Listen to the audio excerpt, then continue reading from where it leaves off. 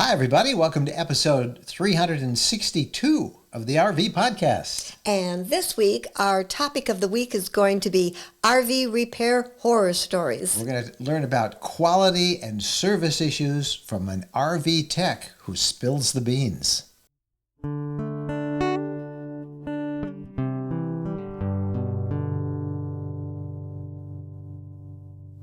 We always look forward to these RV podcast get-togethers. I'm Mike Wendland, and this is my lifelong traveling companion and my bride, Jennifer. Hello, Michael. This is our new studio. Take a look. You have been working so hard getting all your ducks in a row here. Well, we're going to have to do a tour of it. It's not quite done yet. We have to do some sound improvements and a couple of other things, but we'll show you the computer system that we use for this and our editing and our ham radio shack over at the other end and lots more. We'll do a whole video on those coming up here, but this is our inaugural podcast in the studio, and with it it's a good time for us to announce a little change up in the format of the RV podcast. So we've been doing it.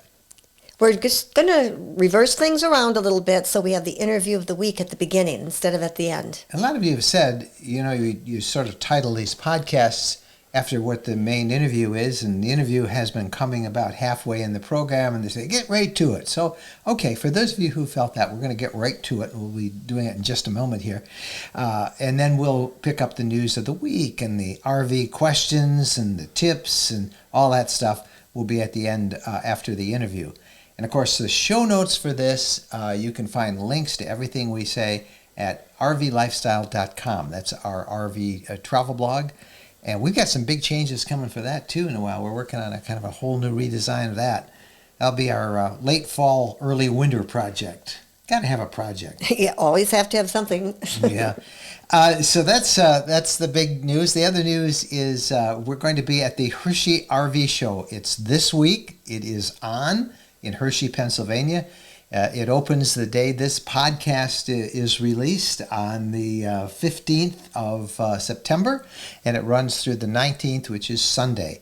Jen and I will be there Friday through Sunday, and we look forward to meeting everybody.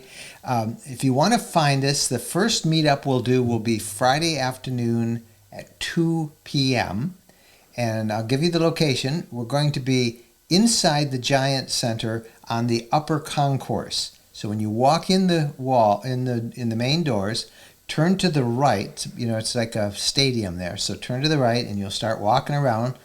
And about a quarter of the way down is a booth from a company called Internet on the Go and I think Tire Minder also. And it's a pretty big display, and Jen and I will be there at 2 p.m. Friday, and we would love to meet you. Come and see us there. And if you see us at the rest of the show, come and say hi. And I believe that's A331332. Oh, yeah. A331332. Those are the booth numbers. But walk in the main doors of the Giant Center, turn to the right, up on the upper level. Don't go down in the stadium. And that's where we'll be at 2 p.m.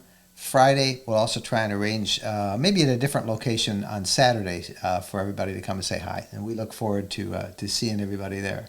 So lots of fun, and I can't wait for it. Hershey's always fun, and 1,200 new RVs being displayed there. Can't wait. Hopefully we'll get to see you. We'll do a video on it. It's going to be a little different than most of our videos because we're only there during the big public days, and that's the big crowd, and it's very hard to take the time that you need to go inside an RV and shoot the video when there's a whole bunch of people in there. Because people get really mad at you for crowding them out and saying, would you please stay out for just a little bit? We're just trying to get a picture. You're not appreciated. So we'll still find something to report on, but we look forward to meeting you guys. All right, when we come back, we're going to talk about RV repair horror stories. And if you're buying an RV, if you have one in need of repair, or even for the future when you will need some repair, you're not going to want to miss this interview. That's when we come back, right after this. When we're on a road trip, we always seem to find a way to stop at a Camping World center.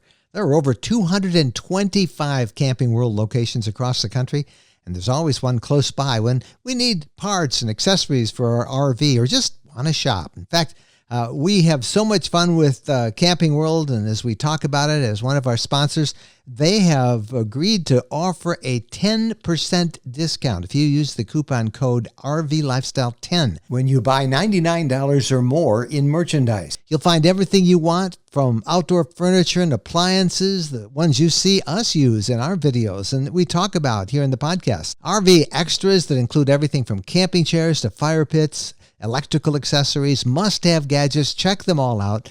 And again, don't forget, use the coupon code RVLifestyle10 when you visit campingworld.com. If you've visited an RV park lately, surely, besides all the RVs, you've seen these e-bikes. Jennifer and I are proud e-bike owners, and the e-bike that we chose are Rad Power Bikes, America's #1 e-bike brand, offering direct-to-consumer pricing on powerful premium electric bikes. Jen and I love our Rad Power Bikes. We use them to go around the campground, to explore the area we're in. I have the city bike version. Hers is the step-through model. And those are just two of a whole bunch of different models offered by Rad Power Bikes. All of them can reach 20 miles an hour with zero pedaling.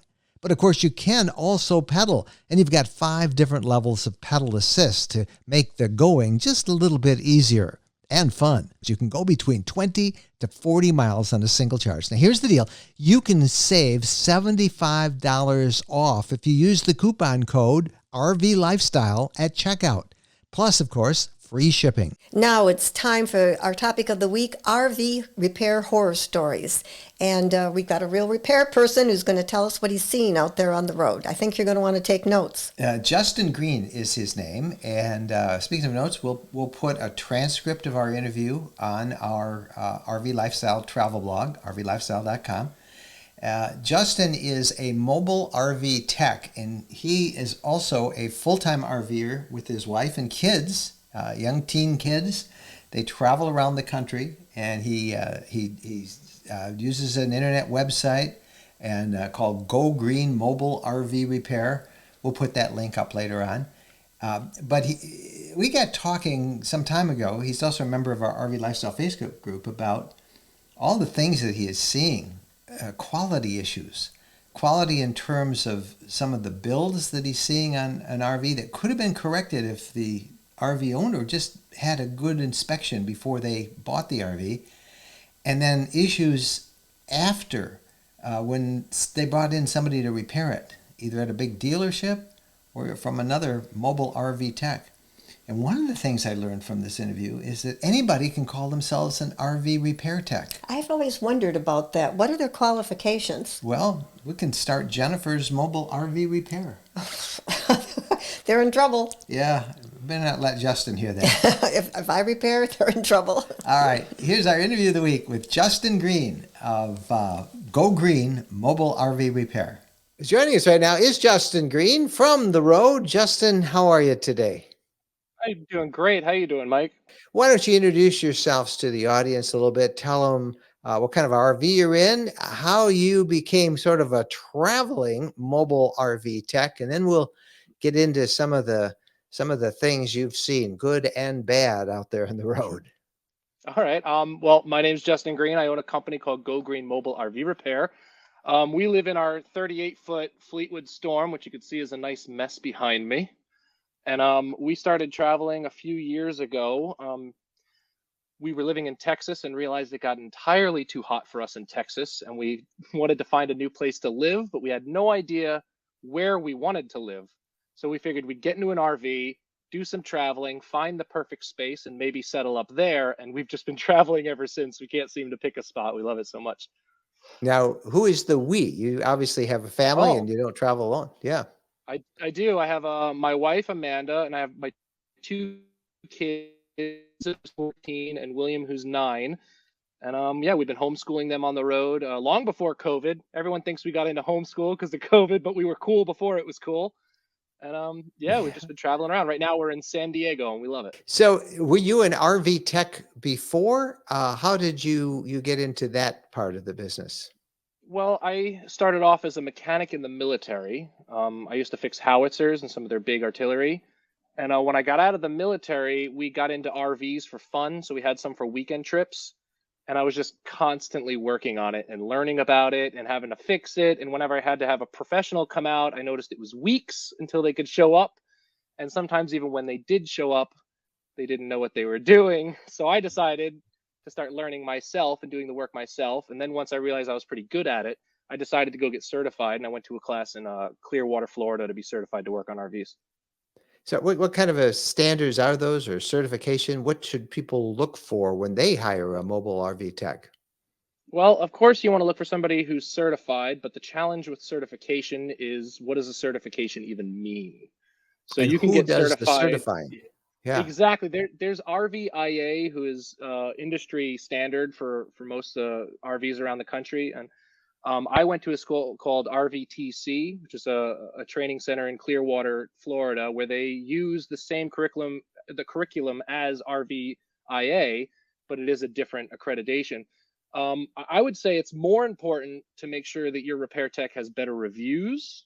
I'd make sure that they have insurance. And I think those two things will be more important than, say, a certification. Because I could say my mom certified me, certified by, Tammy Miranda, and nobody would know what that meant. So, Now yeah. you are traveling around the country and you work from the road. How do people find you out there? How do they know you're there? That has actually been our biggest challenge. And one way we do that is I have a big Sprinter van with our our business name, our number on the side. And most, I'd say probably 70% of our business comes from people seeing that van outside of an RV. And a lot of people walk up, my tech never showed up. I've been trying to get into camping world for months. I've been trying to get into La Mesa for months. Can you please help me? And so I get a lot of people in line like that. We also have Yelp ads and Google ads that we can change no matter where we are in the world, in the country. So usually we'll switch over our Yelp and our Google a few weeks before we get to a place. So we have our calendar pretty much booked up when we show up. Right. Now, there is certainly, as people tell you when they call you, that there is a challenge in getting into an RV dealership or a service center, just as Oh there's a yeah, challenge in buying a new RV. I've definitely. always been recommending mobile RV techs, but Hmm. I'm wondering if lately, because there's so much demand out there, if there's a lot of shoddy work that's being done under the name Oh of a mobile RV tech. Now, I know I'm kind of asking somebody who does yeah. that, but you've been pretty vocal in pointing No, out some of the horror stories that you've seen, I and have been. maybe you could share some of those with our Mhm. audience. Sure. I'd say a lot. I'd say maybe, and these are just random numbers that I'm guessing based on my experience. I'd say maybe 30% of the jobs that I do are to fix jobs from Camping World, La Mesa, other mobile techs, where somebody will show up, say that they're certified, they know what they're doing. Oh, but I can't fix your problem because it's some crazy industry problem that you as a customer can't understand. So why don't you pay me my service fee and I'm going to be on my way now. And then I have to show up, charge the customer again, and actually fix the problem. And that happens all the time. I had a customer in Maryland actually a few weeks ago. His water heater wasn't working. He had a mobile tech come out, I think he said 3 or 4 times, finally replaced his water heater completely. I show up, and it was a 10-year-old this mobile tech put in this poor man's RV, and he wired it incorrectly so that there was an electrical fire inside the box behind the water heater. So I had to get in there and get it all wired up and fixed up properly. And the guy was just like, I thought this was impossible because I had two separate techs come and tell me that I'm just not going to have hot water. And so it's exactly like you said. There are plenty of people who are just taking advantage of people, collecting that service fee and moving on.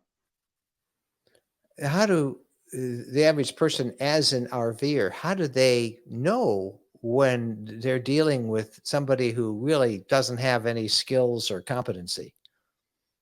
Sure. One of the big things that I do when I talk to customers is I tell them if I can't fix it or diagnose it, I will not charge them. And that is Really? something that I would ask if I'm calling a mobile tech. Yeah, because for me, my time has value if I can bring that value to the customer. If I show up, oh, I don't know what the heck's going on, that'll be $200. I didn't do anything for you. I took a shot at the basket, I completely missed, and then for some reason I expect you to pay me for not doing anything or making your life any better. So I know there's been a lot of amazing mobile techs that I've worked with all across the country. There's Dan the Man RV Repair in Florida, who also will tell you if he has any trouble, he will not charge you. There's Aspen RV, who's owned by another Justin. And he's the same way. If he gets into something that he's struggling with, he'll tell the customer, like, I don't know what to do here. If you want to tip me, that's fine, but I don't want to bill you for anything. I don't want to take advantage of you. So I would say as a customer to ask that question. If you can't solve my problem, are you still going to bill me your $200 an hour? Now, what are some of the other problems that you have seen in terms of repairs, either by the big dealerships or by other RV mobile techs? I think a lot of it comes down to inexperience and inability to understand when you don't know. So for me, when I look at something and I don't know what's going on with it, I'll say, I don't know what's going on with this. So I'm going to find out. And I think a lot of dealerships, especially Camping World, La Mesa, these big dealerships, they can't afford to say they don't know. So I think they just kind of shoot at the dark and fix things and hope that the customers solve. But I see a lot of things like RV electrical under plumbing fittings. So when that plumbing fitting starts to leak, it's dripping right on an electrical, like a huge plug. I found one last week, actually. And we could smell something burning in his RV, and we couldn't find it. We're tearing apart his walls. We're tearing out his cabinets. We're trying to find this burning. And finally, I see this little amber of fire coming from his closet. And there's this, it may be 15 wires in this little plug that connects right under a water valve. And it's just dripping right on electrical. I think I think a lot of the issue is, for me, mobile techs, I charge $200 an hour to work on something for the first hour and $175 an hour for every hour after that. That's a lot of money. But for me to charge that, I feel like I need to know what I'm doing. If I go to Camping World, I'm getting somebody who just graduated a certification, who probably hasn't been working very long. They're making $20, $30 an hour. And I think there's probably a reason why they're making $20, $30 an hour. You know what I mean? They're working for a major company because it's comfortable, it's simple, and they're safe there, and they have someone to back them up. I'm alone in the field. So I have to read manuals at night when I go to bed. I have to do the studying because I'm responsible for my name. Now, you mentioned that water drip, and I know there was another case I saw you talk about on your website, and we'll put links to all your websites in the show notes. But you had one where it was a manufacturing issue where somebody stapled a water line to the wall. A staple would have been more understandable. They took a screw, they held up the water line with their hand, and then they put a screw through the center of the water line to mount it to that wall. Like an adult human person did this. I don't understand why, but and that was a problem that I actually couldn't fix in the field. So I helped this woman, and we were looking for this leak, and I couldn't find it. And finally, we got to a point where we're looking at pulling her shower out, like her entire shower, to come out, because I could see there's water lines, but I can't get to it, but I can feel the drip coming from under it. So I had to tell her, like, ma'am, I could try to pull your shower out in the field, but I don't know how many hours this is going to add up to. I think we should take this to a manufacturer, get it under your warranty, and let them pull it out where they have all the equipment to lift and do everything they need to do. And she did, and she sent me that picture that I have on that video of that water line being held up by that screw. And I see things like this just absolutely constantly. I worked on a Thor a couple weeks ago. None of their kitchen's lights worked. So I'm following the story of 12 volts, trying to find out where this power stops. And finally, I take apart their cabinets, and the wires are just like fresh cut wires, just laying on the floor of this cabinet, not hooked up to anything. Like they were never just wired. So I had to install switches. And then at one point, I'm playing with the wires, trying to figure out what they all do. So I touched two wires together, and she goes, "Oh my God." And I go, "What?" She goes, "There's LEDs under my countertop." I was like, "Oh, that's cool." It's like she had no idea that they even existed. There's just so many problems like that.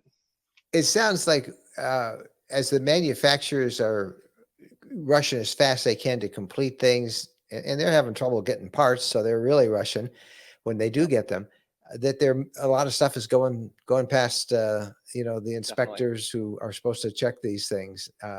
Not wiring wires, just leaving them anxious, putting a screw through a water line. You're kind of laughing, and we do too, listening to it. But I think of all these RVers who trust these people. I've had multiple fires in RVs. I had a woman's aqua hot set fire. They woke up in the middle of the night, and they're a very, very old couple, and they were lucky that the fire didn't spread.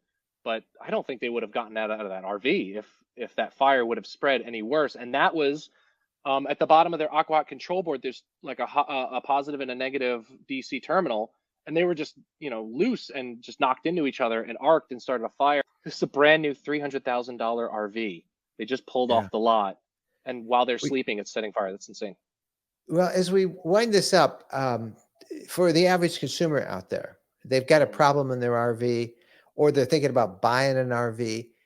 Is there anything they can do before they call that tech? You said to ask for some of the reviews and will you charge me, all that stuff. But what else can people do to avoid these horror stories?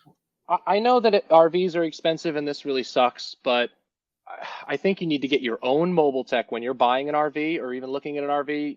You need to have them come out and perform a PDI, a pre-delivery inspection. And those can be hundreds of dollars, and they're not cheap because I can probably do one in 3 or 4 hours. And, at my rate, $175 an hour, that can add up. But I think it comes down to, what I hear from some of these companies, and I don't want to name names or burn anybody, but I hear that they're buying these companies and then demanding they're doubling their output without giving them more resources. So I've talked to multiple of these RV companies that have been bought out, and they're just like, we have to double our output, but we don't have more people to build them. So our time is literally cut in half to produce these RVs and get them out on the road. So a big thing is get it PDI, get it checked. When your dealer says, don't worry, we'll take it back and we'll fix it, don't believe them, because they may not even be lying. They may, in their best intentions, want to work on your RV, but the reality is it's going to be 3 or 4 months before they can get to it. And then even if they can get to it, just the work that you're going to get in a dealership is going to be so fast and so rushed because they're just completely swamped. Now, you mentioned a PDI, a pre-delivery inspection, and to get your own inspector or RV tech out there. I've heard of a lot of dealerships who say, no, we're not going to let you do that because that ties up our lot and we can't keep a service bay open. Have you run into that problem? I have not. I don't need a service bay to do my PDI. I can do it wherever the RV is parked on their lot if they like, or, do a test drive and tell them you want to take it somewhere where I can take a look at it. For me, if you're the one buying the RV, you're making the rules. I remember once I bought a car from Honda, and right before we were driving off the lot, they didn't have floor mats in the thing. And we signed the papers, we made the payment, this was our car. And right when I look at the floor mats, I was like, oh, hey, man, you guys forgot the floor mats. He goes, oh, they don't come with floor mats. I was like, okay, cool. Here are the keys. I'm not buying this car.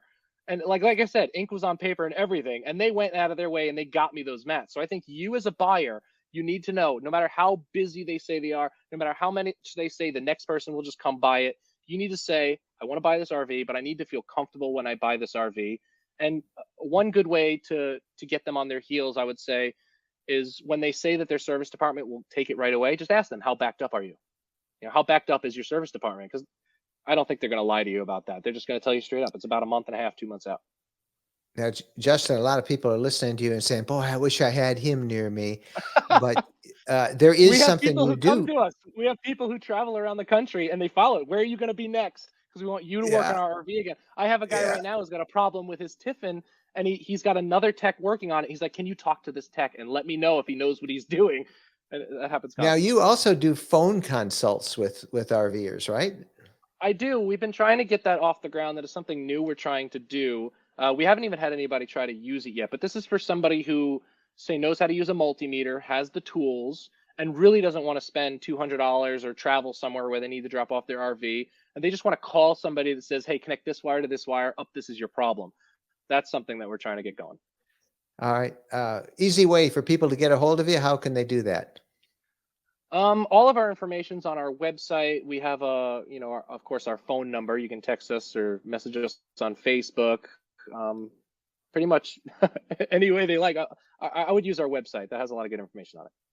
Give them that address. I'll put it on the screen below. Right now, it's gogreenmobilervrepair.com. Justin Green has been our guest. Justin, we will be talking to you again, I am sure. Thank you for sharing your expertise and your tips on how we can avoid those RV horror stories. Thanks for being with us. Thank you, Mike. Wow, I really enjoyed that interview. So I guess just like a house, you've got to get you have to hire an inspector before you drop your humongous amount of money down to make sure everything's kosher the way it should be. It is expensive. Like you said, it's 3 or 4 hours. But think about it this way. For many people, your RV it depends what kind of RV you get, but for many people, your RV is the most expensive purchase you'll ever make outside of maybe your sticks and bricks house. So to invest a few $100s in a repair that will give you peace of mind for all the years you're going to use it, that makes great sense, don't you think? Yeah, but it's really sad that when you're buying something brand new that it has to be inspected. Yeah, it does. Doesn't seem to make sense. Anyway, we thank Justin for the interview. And again, there's a transcript of that interview, and you can find that if you want to go back and make some notes or look at the points he made, and a link on how you can get a hold of Justin as well on our RV Lifestyle travel blog. This is making me think of when you pick up an electric fry pan or you buy something at a store and they ask if you want to buy a warranty, be it a washer, be it a dryer. I wonder if that's the future. Well, it is the future. You can buy warranties. Oh, yeah. But, things that you never used to. You got to be kidding. Maybe 10, 15 years ago, you'd buy something you want to buy, and I would always say, for a long time, I was really obnoxious. I'd say, wait a minute, you mean your machine or whatever I'm buying is so unreliable that it's going to perhaps break, in a short period of time, and I have to have an extra warranty for it? And the people would, that's a big way to make money for the stores, for RV dealers who send warranties. But unfortunately, extended warranties and warranties are a part of life today, and you got to get one. But get a good inspection first. That's the takeaway, right? Yes. All right, when we come back, we have lots of RV news for you, so stay with us. When we're asked what's the most important modification we made to our RV, it's an easy answer. Battle-Born batteries. Battle-Born batteries are quality, safe, reliable lithium batteries that allow us to stay out there off the grid longer. Lithium batteries charge faster, they charge fuller, they're longer lasting, they're maintenance free, and Battle-Born batteries are protected by a 10-year guarantee. Now, in our case, they just dropped into the existing AGM batteries that we have, and they'll probably be the same on your rig too. Battle-Born battery experts can get those in your rig just like they did with ours. They can also match you up with the right cabling, the inverter, the charger, the solar controller, everything. Jennifer and I swear by our Battle-Born batteries. They allow us to boondock off the grid. Check them out. Go to rvlifestyle.com/lithium. rvlifestyle.com/lithium. Fall is just around the corner, so it's time to start thinking about prepping for the off-season. And whether you own an RV, a travel trailer, or a camper, EmpireCovers.com is here to help you protect all your vehicles against Mother Nature. EmpireCovers.com offers high-quality, affordable covers that are engineered to protect. Every cover comes with a free multi-year warranty to guarantee that it remains durable over time. If you're not in need of a full cover, Empire has just launched a line of RV rooftop covers that keep the roof of your RV clean and protected from UV rays. Listeners can receive free shipping and 60% off the original price of their cover order. Visit EmpireCovers.com/RV Lifestyle or use the promo code RV60 at checkout. EmpireCovers.com. Protect what you love. Welcome back, everybody. Glad you're with us for the news of the week. We got a lot of RV news for the week. What's your first story this week? All right, first story this week is it's elk mating season, an excellent time for elk viewing. Just stay at a safe distance away. If you really love looking at wild animals out in the on your camping adventures, be aware that elk breeding season is officially beginning. Everywhere, wild elk herds wander, be it Alberta, Canada, Idaho, Estes Park, Colorado, Michigan, and Pennsylvania. That means the giant creatures are getting frisky and are out in the open. In Estes Park, Colorado, this time of year, we've seen this, where they walk right down the main road. Right down the main And when you street. really have to be careful is when they have their babies. Yeah, well, the calves. That's really another spring. story. This is mating season. This is mating season. The rut, they call it. And sometimes the 800-pound males will be bugling. The females will gather around. And they won't care so much about the people. Just be careful not to get too close, as they can be aggressive and unpredictable this time of year.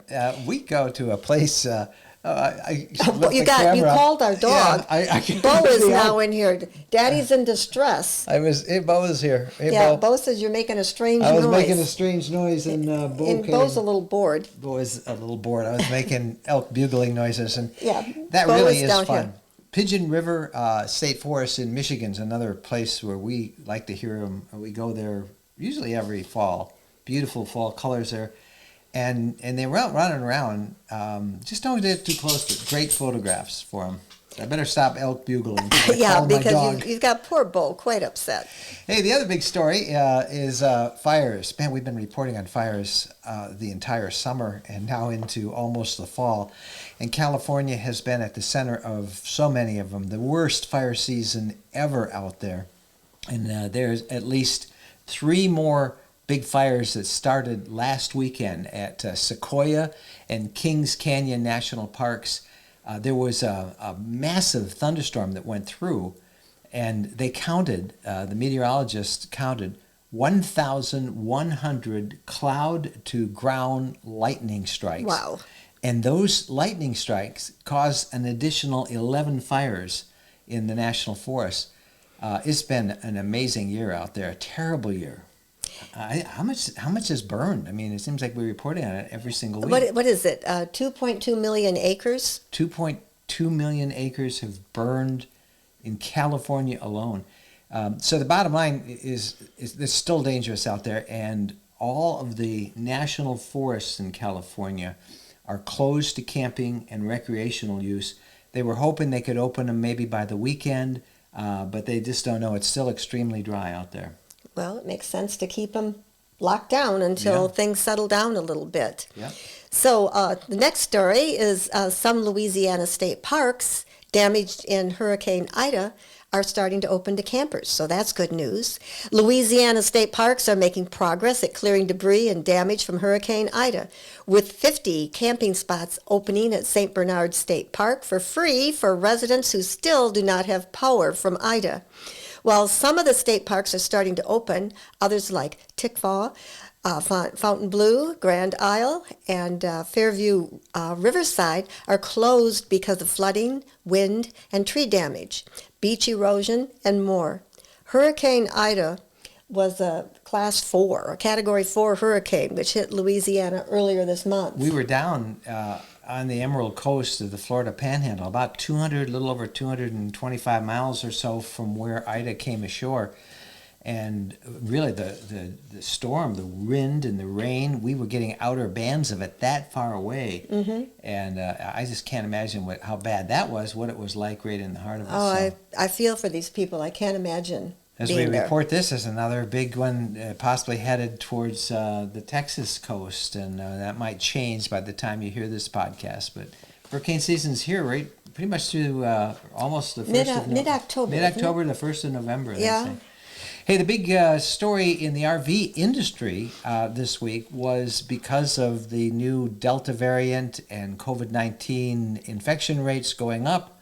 For the second year in a row, the RV dealer open house in Elkhart, Indiana, which was scheduled to start, I think, late next week or the week after, is canceled. 2 years in a row they've canceled it. It was Winnebago, Thor, and Forest River. They all said that they just had to cancel it. And that's a big disappointment to a lot of dealers because that's where they see the new models that are coming out.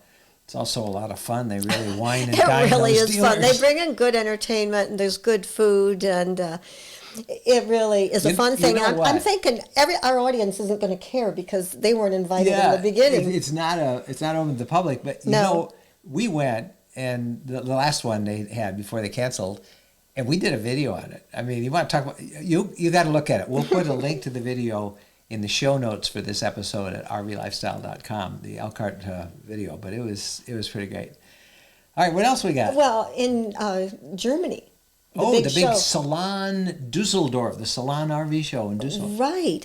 I mean, can you imagine this? They showed a Class A with a compartment under it to store a car, providing an alternative to those who tow a car behind them. So you don't have a tow. The RV actually, if I saw the picture right, it raises up. Mm-hmm, the platform. And you can drive the car inside of it. and then it raises down, and off you go down the road. It's kind of like, must not be a big car. Like a kangaroo. Yeah, like Let's a kangaroo. call it the kangaroo Class A. Yeah. So anyway, they were showing that at the Dusseldorf show, and the Dusseldorf RV show in Europe. They held that too. So Well, I'm proud of them. That's Europe's equivalent of the Hershey RV show. So a big show out there. All right, now we've got a Minnesota woman flown to a hospital after being severely burned by kerosene at her campsite. According to a report on the incident, a woman suffered kerosene burns all over her body while at Harmony Park near Clark's Grove. A witness told a deputy he and the victim had campsites next to each other and were sitting around a glass vase. Well, the kerosene lantern, and then the base is glass, and that's where the kerosene is. So you can always, it opens glass, so you can see how much kerosene is left in it. With kerosene in it that was burning. The witness said as the woman was leaving, she accidentally kicked the vase over and then became engulfed in flames. That is just terrible. What happened to her? Well, it says she was airlifted by the burn unit at Regents Hospital in St. Paul's in critical condition. Wow. I didn't know people still had kerosene. Yeah, quite a few. Yeah, I guess they do. Those that really go out in the middle of nowhere. Yeah. We just have battery operated and solar. Kerosene is still, it's a pretty effective fuel, but Yeah. that's a amazing sad that story. she would get so burned so bad because it only holds about a couple inches. I don't know, but it's pretty flammable. Well, we got to end this on a good note, Kicking right? it over sounds like a bad thing. Kicking it over? I don't know. Yeah, kicking it with your foot, meaning it was on the ground instead of a table. I don't know. That Be Be careful out there. Hopefully she's at a great spot. Yes, and hopefully they can help her. All right, we need an up story. All right, we need a positive story. A Texas woman gives birth to a baby in a state park while camping in her RV. Way to go, Megan. Yeah, Megan's her name? Yeah. Megan's 30 years old. And what's the baby's name? Loyal. Loyal. Loyal. And it's a little boy. They were, they're full-time RVers, and the family stopped at a Texas state park near Corpus Christi. She didn't think that the baby would end up being born while they were camping in that area. The baby wasn't due for like about 16 more days. But she and her husband, Jonas, planned to have their baby in an RV, but with a midwife, not just the family, at Goose Island State Park. Megan said she hoped to be then park at a family member's house, not in the wilderness to have this baby. It was unexpected for sure. She has 5 other children, so she's a pretty tough lady. Yeah, and now they're full-timers. They're going to have the Loyal, little Loyal is going to spend all his time in the RV anyway, but congratulations. That's all right. Anytime there's a story about a baby being born, you can't. Yeah. Yeah. All right. Hey, when we come back, we've got the RV questions of the week. We look forward to sharing one with you this week. All RVers need specialized emergency transportation coverage to cover air and ground ambulances, return to home services, and vehicle return. You only have a 68% chance that those services will be completely covered by your major medical. The sad reality is that a lot of people believe they have that coverage, but it turns out most carriers that claim to cover air ambulances only cover you for a hospital-to-hospital transfer and offer no coverage to get you to the initial hospital in the first place. The truth is 68% of air ambulances are hospital-to-hospital. Here's a map of all the places in the U.S. that getting to the hospital in the golden hour is not possible without an air ambulance. And with an average cost of $52,481 for an air ambulance, why would you take the risk? Go to peaceofmindforrvs.com today and take a look at the true emergency transportation coverage they offer that covers it all. The coverage can save your life and your life savings. Check it out, peaceofmindforrvs.com. Jennifer and I are members, and we urge you to consider it too. peaceofmindforrvs.com. Have you had it with overbooked, overcrowded campgrounds? Then check out Harvest Hosts, where RVers can overnight for free at more than 2,400 wineries, farms, microbreweries, golf courses, and attractions. Harvest Host is a membership service for those with self-contained RVs looking for unique, beautiful, and peaceful overnight camping experiences across North America. When you become a member of Harvest Host, you can camp for free at all these places. Jennifer and I are Harvest Host members, and we've made so many great memories at Harvest Host locations. There's no charge for camping, and your Harvest Host membership fee is easily made up with just a couple of stays. Plus, you have awesome places to stay. If you use our special affiliate link of rvlifestyle.com/HH, you'll automatically get 15% off the cost of your membership. That's 15% off, but you must use the special link, rvlifestyle.com/HH. This is one of our favorite times in the program, and that is the question of the week. And this time we even have a video question, so thank you. I've been trying to get you guys to send us video questions for a long time, and we got one from Kristen, who just took her cell phone out and said, "Hey, Mike and Jen," and you'll see, and those of you who watch this, the video version of the podcast, and you'll hear it on the audio.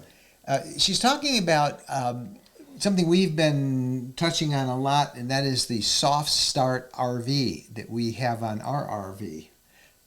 Makes sense, our SoftStart RV on our RV. Anyway, it attaches to the air conditioning. It lets you like mooch stock. That's why we got it, because we like to mooch stock in our kids' driveways or their backyard. And we can still run the air conditioning during this hot summer, but we don't need that big 30 amp campground supply, nor do we have to run our big 3,500 watt generator. We can run the air conditioner with that soft start with just plugging it into a household 20 amp circuit. But there's another thing called a hard start capacitor that Kristen has heard about. And she had some confusion, and she sent us this question. Hi, Mike and Jennifer. I'm Kirsten from Orlando, Florida. Love your show. I love hearing you all talk about the SoftStart RV, and that's what my question's about. My RV has a 15,000 BTU air conditioner, and I'd like to be able to run it off the smallest, quietest generator possible. I have a friend that got what he called a hard start capacitor for his air conditioner, and he says that's all you need. He says don't spend all this extra money for something else like the soft start. So I'd like to know the difference between the soft start and the hard start, and what's really needed to run your air conditioner with the smallest generator possible. Thank you. Okay, so Mike, it sounds like they both do the same thing. So what's the difference? Well, they kind of do. Hard and soft start kits both help your RV AC power up. Now, when you turn on your air conditioning unit in your RV, its compressor, and think of that as kind of the heart of the unit. It provides this surge of power, which helps the system start up. Because you turn it on, the fan's running, and then a few minutes, 30 seconds, 20 seconds, depends on your unit, you'll hear this clunk. Sometimes the lights will actually flicker. And that is because when that compressor starts up, it takes this huge spike. Like 4 to 8 times more electrical current is needed to get that compressor going than just to run the AC once the compressor's up and running. So over time, that blast of power, which also generates heat, it can take its toll on the compressor and other components in the air conditioning unit, especially older models that have their fair share of use in hot climates. I mean, if your compressor's already worn out, it requires even more electricity to shift from start to running mode, with the compressor on. So a hard start kit basically shortens the startup period that's required by the compressor, which then reduces the amount of electricity that your AC uses to start up. And the problem with that is the forcefulness of a hard start can cause compressor parts to maybe deteriorate or should be stressed a little bit more. And a hard start also tends to be noisy, which air conditioners are noisy enough, most of them, and it's a little noisier with that hard start. Now, soft start, they also increase the effectiveness but also the longevity of your AC unit with your compressor. And it does that by reducing what they call the in-rush current that's needed for compressors to start.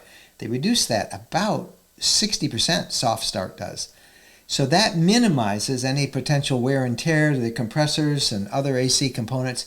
And it also reduces the required size of a generator needed to start the system by about 60%. Instead of a 3,500 watt generator, for example, with the SoftStart, you can actually start it with about 2,000 watt generator, one of those smaller generators. So it saves you money, it saves you power, and that's very useful if you're camping out in the middle of the wilderness and you don't have a onboard generator. The smaller ones will start it with that SoftStart. In our case, it is great for mood stocking because instead of a 30 amp supply that we need, we can plug into a 20 amp. Now, the soft starts cost more. They cost about $300. You can probably get a hard start for half that or less. They're not that much. But soft starts in the long run last longer. So I think you get your money's worth several times over. And it adds to the life of your compressor and your air conditioning unit. They're both effective. And if money is the issue, go with the hard start. If you want something that's a little quieter and that makes it a little easier to regulate that power, I think soft start is what we'd recommend. We'll put a link to some more information on all this in the show notes, rvlifestyle.com. But I hope that answers your question, Christian. And now we want you guys out there in the audience to send us your questions. And again, just use your smartphone and shoot a selfie. Ask us the question. You can also use it to send us comments, too, that we can include in the podcast. Hi, dear. How are you doing We today? would love to get you on camera, so please do that. I think for us, it's kind of fun to see the question. You know, we play the audio in the audio podcast, and we show the video in the video. But for us, it's just, you know, because we're talking to a camera right now, you know, and each other and you. But it would be nice. It's nice to see you. It's nice to see you. So anyway, our address is Mike and Jen at rvlifestyle.com. Mike and Jen at rvlifestyle.com. That was such a long answer. I was going to say, could you repeat that beginning part for me? But then you gave everybody a way to read it. Did I put you to sleep a little bit? Maybe? I was going I'm to sitting there tease you. talking, I'm answering that, and her eyes are kind of glazing over. And I tried to really simplify. Boil it down. It's hard to give a technical answer, you know, verbally. It's much easier to write it down. You told everybody where they could go so that Yeah. they can read it and get the just answer. go to rvlifestyle.com. Because I was also, okay, as soon as he gets done, I'm going to say, I kind of forgot in the beginning. Could you just repeat that? I would have gone, well, done it all over again. All right, we're going to take a real quick break this time, very short one, and then we're back, and we'll look at the RV calendar of the week. Stay with us. Tired of overcrowded campgrounds, competing for reservations, paying high fees for sites? Well, ownership is an emerging trend in RVing that might be right for you. Jennifer and I visited The Landings, a lakefront community just west of Nashville, Tennessee, that offers incredible lakefront RV properties up to 70 times the size of typical RV lots with frontage on the biggest lake in Tennessee. We loved it. The scenery is breathtaking, and you own it outright. Not a timeshare. Your property, your way. You can have your own private dock. You can landscape, garden. They're pet-friendly. It's gated and secure with high-speed internet. There's even free RV and boat storage. A wonderful place to make your home base. No more calling around for reservations. It's ready whenever you want. Dockable lakefronts starting at only $59,900. There's financing and big discounts on multi-lot packages. For information, visit rvlakes.com. That's rvlakes.com. All right, now the exciting news. The news you've been waiting for. After last year of no RV shows, to speak of very, very few, they're back. They're back, yes. And, you know, everybody's practicing social distancing. In some places, masks are suggested. In some places, they may be required, but the shows are coming back. And as proof positive of that, the largest RV show, America's largest RV show in Hershey, Pennsylvania, is on right now this week. Runs until Sunday, September 19th, 2021. And Jen and I will be there. We want to do a meetup with you if you can. We'll be meeting up on Friday and on Saturday. 2 p.m. Friday, you can meet us in the Giant Center on the upper concourse. When you go in the main doors, turn right, and you'll find us about a quarter of the way down. We're at a booth A331 and 332. A331 and 332. It's where you'll see signs for Tire Minder and Internet on the Go. And these folks offered us to use their space, and we're delighted we'll be there. So rain or shine, come and see us 2 p.m. Friday at the Hershey RV Show. So that's this week. But wait, there's more shows. There are more shows. So we have September 16th through the 19th, Maryland's Recreational Vehicle Association RV Super Sale. Maryland State Fairgrounds, Lutherville, Timonium, Maryland. And if you can't get to Hershey that weekend, this coming weekend, just go to the Maryland show. Next one is October 7th through the 10th. It's out in at the Tacoma Dome in Tacoma, Washington. It's the Tacoma Fall RV Show, October 7th through the 10th. And followed by October 8th through the 10th, Myrtle Beach RV Show, Myrtle Beach Convention Center, Myrtle Beach, South Carolina. All right, and there'll be more shows coming. We will, again, put links to all these shows in our show notes at rvlifestyle.com for this episode. All right, before we wrap it up, we want to pass along our tip of the week, and this was kind of a fun one. It has to do with what do you do with muddy shoes? You know, unfortunately, I confess many times I've just come right in the RV and just I'll take them off, and I leave them, and they kind of track all over. So you found our friend Chris, who had a great solution. Yeah, a place, an area to store your muddy shoes. Take a look at this. You can do the same thing.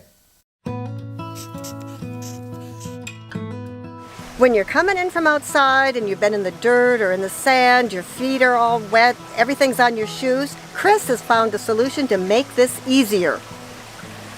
So, Jennifer, I have a bath mat here. And as you can see, it's cut to fit. It has the little suction cups on the bottom so it sticks. When I come in now, I can set my feet here and I don't slip. It has the suction cups. This floor is great, but it is a little slick if you happen to have wet shoes. Solution, bath mat. And then if I come in and I have wet, sandy shoes, I have another little section here, and they're off the carpet, and they keep the carpet clean and dry. And if this wears out, gets dirty, easy to buy another one. It's easy to buy another. I can clean it, but when it gets too dirty, off it goes, a new one comes in. I think this is a great tip because nobody wants to track in all that mud, dirt, and sand that we do. Exactly. And then nobody wants to slip when you're coming in with the wet feet. So, yeah, it's a good solution. Well, thank you for the great tip. And with that, this episode comes to an end. We're looking forward to seeing everybody in Hershey, Pennsylvania this week. We'll have more to talk about it on the following week when we come back with the next edition of the podcast. But it's time to pack and get ready to head to Hershey. Thanks so much for being a part of this podcast. Don't forget, send us your questions. Our email address is mikeandjen@rvlifestyle.com. You can send us email questions, comments, or don't forget, do those selfie questions or comments. We'd love to get those too. mikeandjen@rvlifestyle.com. Thank you guys again for being a part of the podcast.